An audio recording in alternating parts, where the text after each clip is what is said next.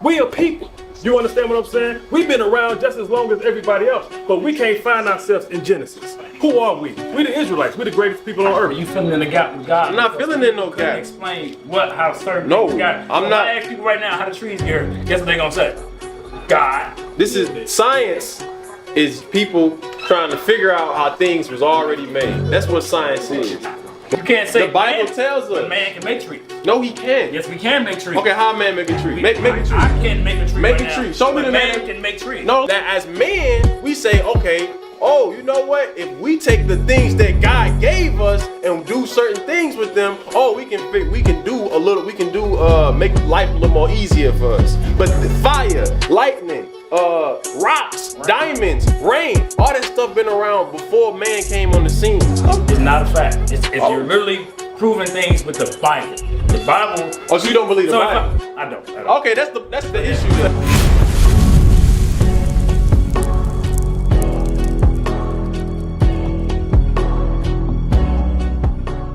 We don't really understand manifestation. We don't understand the power that we possess. We're not plugged into the power that we really have. You understand? Once we tap into that power, then we're going to understand that God is with us. You understand?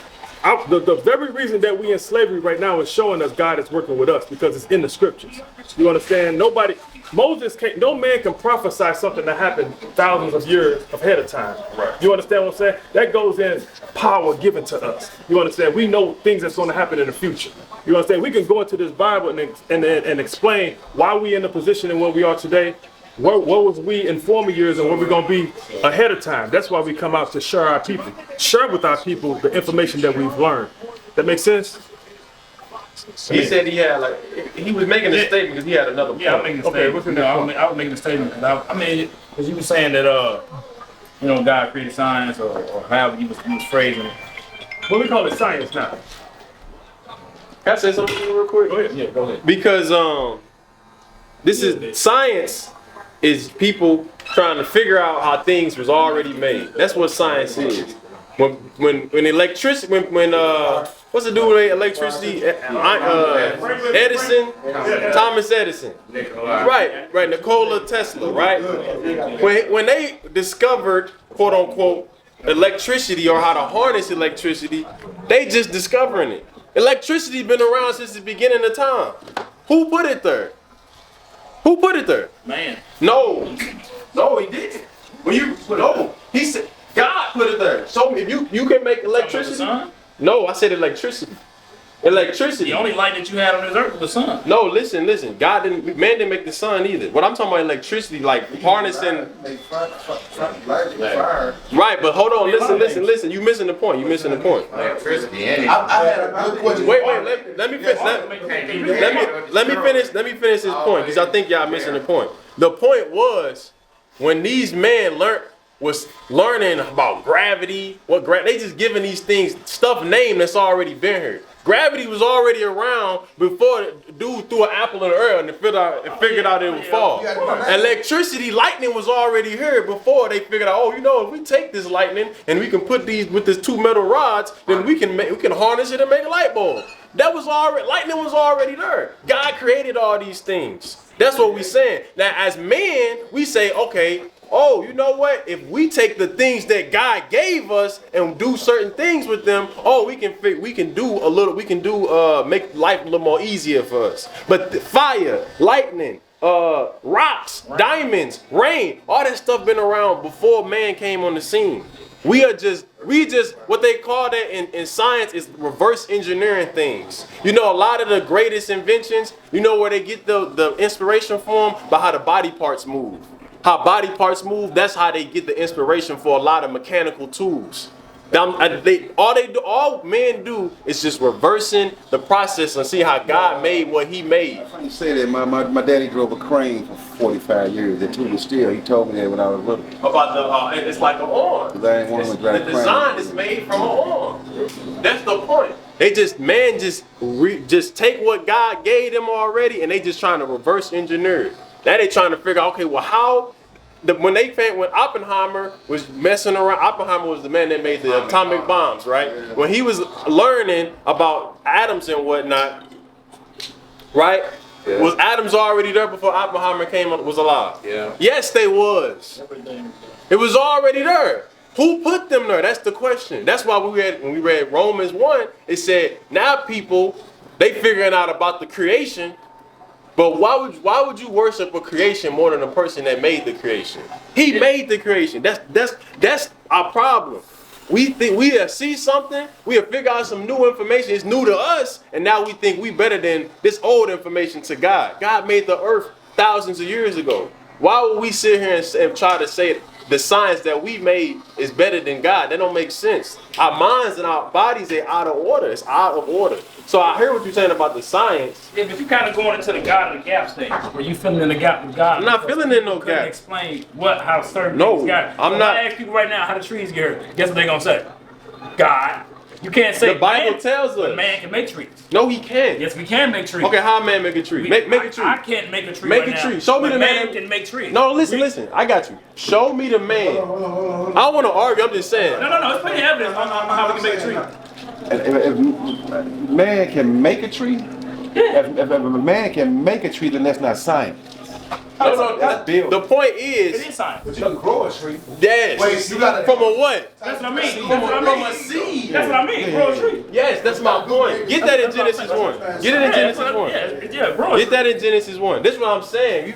The Bible said in the beginning, God created the heaven and the earth. Man cannot say, you know what, today I'm going to use all my science and my knowledge. I'm going to make a new earth and I'm going to make a new heaven. I'm going to create a star, the lights in the firmament. I'm going to make that. I'm going to make the seed that can grow out of the earth. No, we don't do that. All man do is take what God created already and try to manipulate it somehow.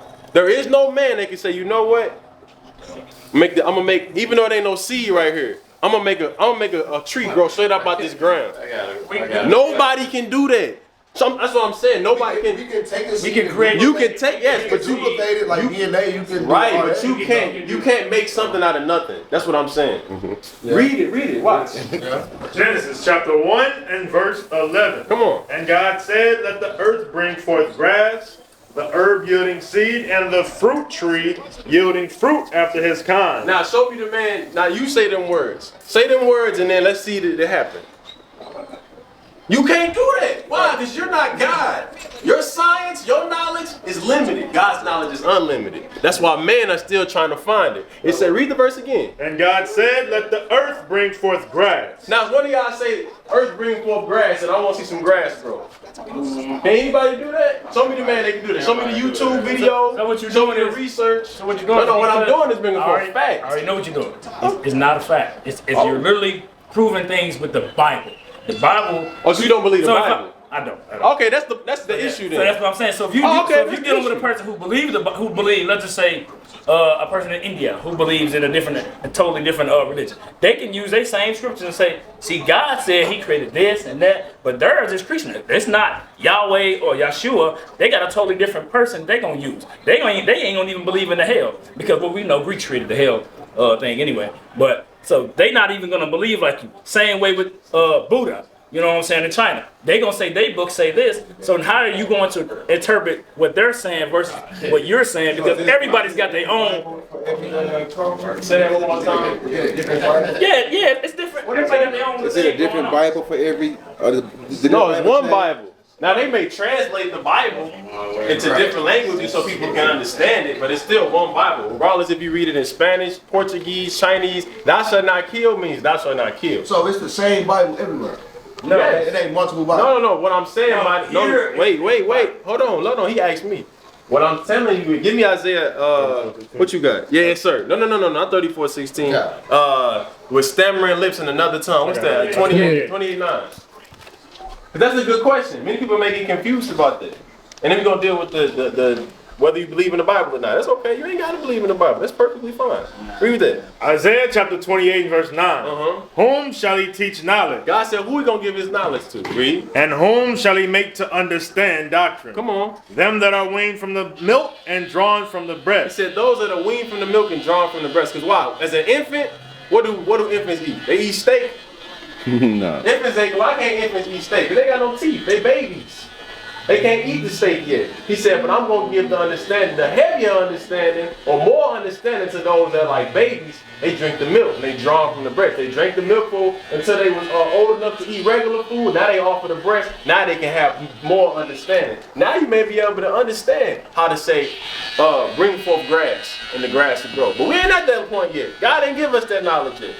For precept must be upon precept. Come on. Precept upon precept. Read. Line upon line. Line upon line. You read through the Bible. As you reading through it, you get more understanding. Come on. Line upon line. Read. Here a little and there a little. You reading something in the New Testament, the Old Testament, then you gotta go to the New Testament, then you go to the New Testament, and you say, hold on, that's what he was talking about all the way back then. Here a little and there a little. That's how you get the full understanding. Come on. For with stammering lips. But with stammering lips, read. And another tongue. A what? Another tongue. That means another language. Another language. Read. Will he speak to this people? That's God will still make sure his people are able to be weaned from the milk and drawn from the breast and break precept upon precept. Here a little, there a little, line upon line, even in other languages. Give me Psalms 19:1.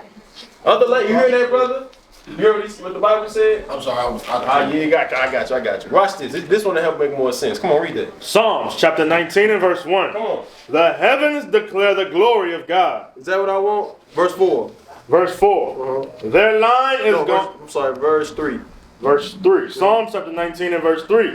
There is no speech. There is no what? No speech. There is no speech, read. Nor language. Nor what? Nor language. Come on. Where their voice is not heard. So God can, just like God can understand when we speak in 10 different languages, he made sure, we was reading Isaiah 28:10 and 9, that he would give out the Bible to us so that we can understand it. That's what, go back to that real quick for the brother.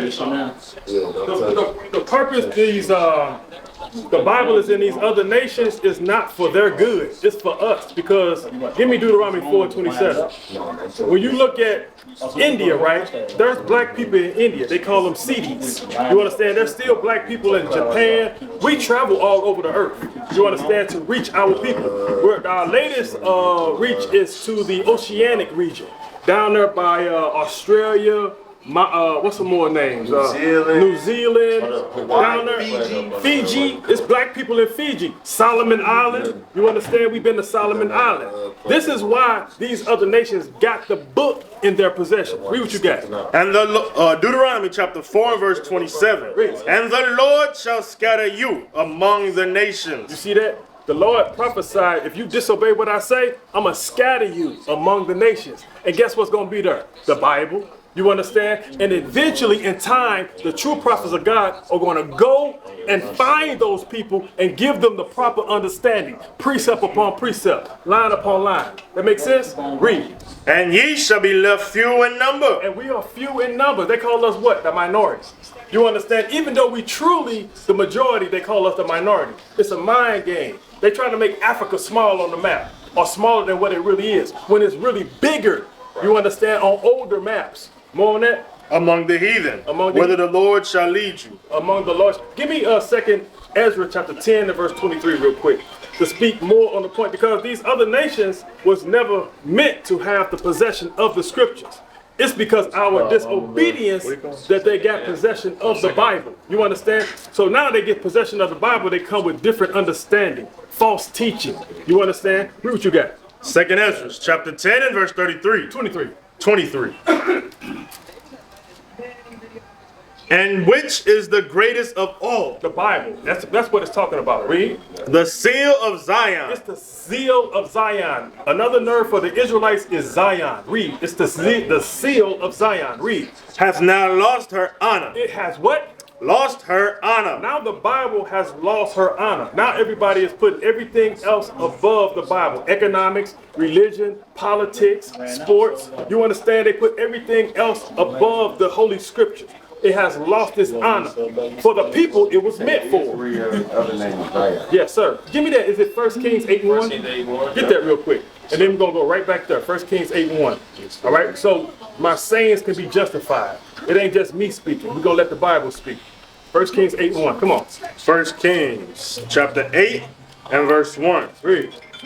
Then Solomon assembled the elders of Israel and all the heads of the tribes, the chief of the fathers of the children of Israel, unto King Solomon in Jerusalem, that they might bring up the ark of the covenant of the Lord out of the city of David, which is Zion. Which is Zion. You see that? So Israel is another, Zion is another word for Israel. So now go back to 2nd Ezra chapter 10 and 23. 2nd Ezra chapter 10 and verse 23. And which is the greatest of all, the seal of Zion. This is what's going to seal us to get dominance on the earth. Read. Hath now lost her honor. Now why people into Christianity, being Baptist, Seventh-day Adventist, Pentecostal church. Read. For she is delivered into the hands of them that hate us. You see that? The people that hate us got a hold to the Bible, put us in slavery, told us you couldn't read, and then they gave us their interpretation of the Bible. They got something called the slave Bible, where they took out scriptures. You understand what I'm saying? So now we have this diluted understanding of who we are and what the Bible is talking about. We don't even see ourselves in the Bible. We are people. You understand what I'm saying? We've been around just as long as everybody else, but we can't find ourselves in Genesis. Who are we? We the Israelites. We the greatest people on earth. Give me 1 Kings chapter 4 and 29. All right? Going right back to Solomon. All right? Again, Solomon was the wisest man on earth. Read what you got. 1 Kings chapter 4 and verse 29. And God gave Solomon wisdom and understanding exceeding much. Exceeding much. Exceeding everybody else. Read. And largeness of heart. And largeness of heart. Come on. Even as the sand that is on the seashore. That's a lot of knowledge. Because you can't number all those grains that's on the seashore. Read. And Solomon's wisdom excelled the wisdom of all the children of the east country. Read. And all the wisdom of Egypt. For he was wiser than all men, than Ethan the Ezrahite and Heman. Where you at? Verse 31. We're going to talk about Lebanon, the trees of Lebanon. Right down here. Read that. All right, verse 33. And he spake of trees. And he did what? And he spake of trees. So Solomon had the knowledge of trees. We were just talking about trees. That's a spirit right there. Read. From the cedar tree. From the cedar tree. That is in Lebanon. That is in Lebanon. Even unto the hyssop that springeth out of the wall. So Solomon had knowledge of the hyssop. Read. He spake also of beasts, and of fowl, and of creeping things. That's going into biology once again. So we're the greatest nation on the earth. Our forefathers had all this knowledge. That's all I got. Yep, no, that's excellent. So you understand that, right, bro? Yeah. You got your question answered about the different Bible. Now, now they have versions of the Bible that they change meaning in. Like they'd take, like the officer was saying, they had a version of the Bible during slavery. They called it the slave Bible, and they took out large chunks of the Bible to eliminate any possible threat of black people in slavery feeling like revolutionaries in the Bible. Because throughout the Bible, we read about oppressed people that rose up against their oppressors, and then they was free. Now, if you got an oppressed people and they read that, what you think the idea is gonna pop up in their head?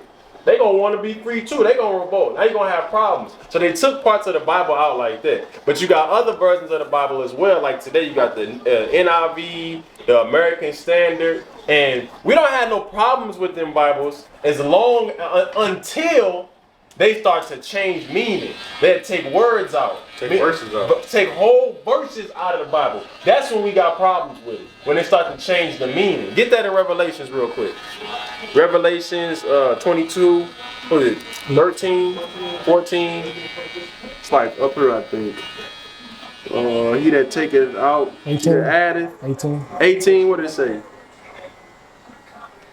Yep. That's it. What read that? Watch. Revelation chapter 22 and verse. This where the problem be at. This is why you got to be mindful of certain Bibles. Come on. And verse 18. Uh-huh. For I testify unto every man that heareth the words of the prophecy of this book. Mm-hmm. If any man shall add unto these things. If you start adding stuff to the Bible, like the Bible say, for instance, we read today, don't eat pork, don't eat shellfish. But you put in your Bible, eat anything that don't got fin and scales. You put that in the Bible. You can eat shrimp, lobster, crab, pork. You put that in your Bible. God said you add into the Bible. Read. God shall add unto him the plagues that are written in this book. Judgment gonna come to you. Come on. And if any man shall take away from the words of the book of this prophecy, Or if you take words, chapters, verses out of the Bible, whole books out of the Bible, what's gonna happen to you? God shall take away his part out of the book of life. There will be no place for you in the kingdom of heaven if you start tampering with the true message of the gospel of the Bible. Across the earth, the prophets move. From city streets to distant lands, the message is the same. Israel must rise. Through every quest, every journey, the truth spreads. No border can contain it. No distance can silence it. Our nation lives in every moment. In joy, we celebrate marriages. In sorrow, we honor our dead. On the Sabbath, we gather as one. Families rejoicing together, bound by the commandments of God. Yet are we tried. From the stones in Kenya to the hatred in Montana, we endure as a soldier of the Lord. And still, the mission expands. On the airwaves, on the screens, in every nation under heaven, Israel's voice is heard. We build our communities. We raise our children in royalty. We restore what was broken. We clean what was defiled. We show the world who we are.